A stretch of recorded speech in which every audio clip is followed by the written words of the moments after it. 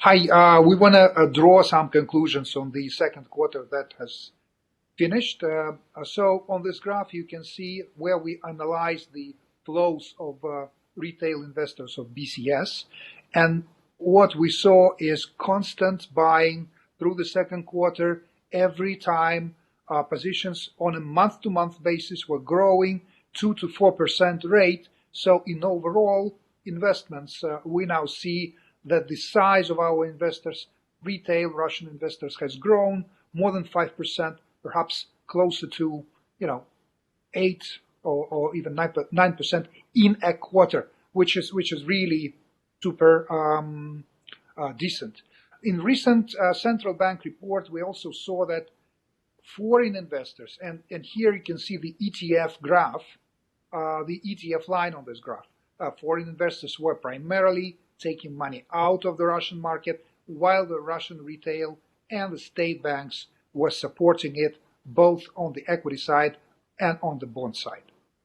So we're entering the third quarter a little bit more concerned about the COVID. So for the time being, our market view on the Russian market is neutral to slightly negative.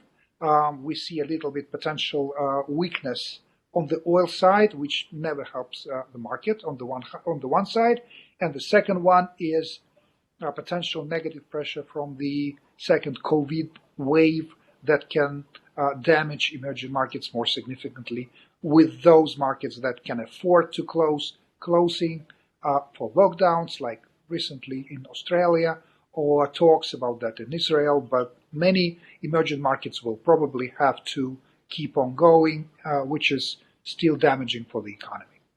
And one more thing that we want to mention is interesting flow analysis for Chinese funds that we saw this morning.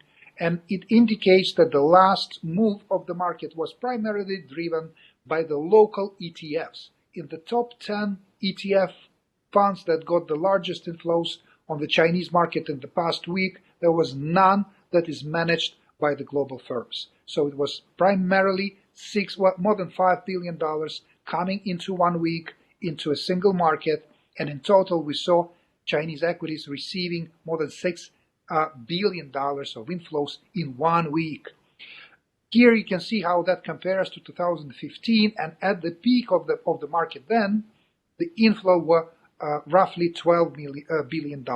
So we're getting there, not there yet, but clearly it's something that cannot be sustained for a very long run. And given that there has been so much talk about China, we don't see much of a spillover effect into other EMs, at least for the time being.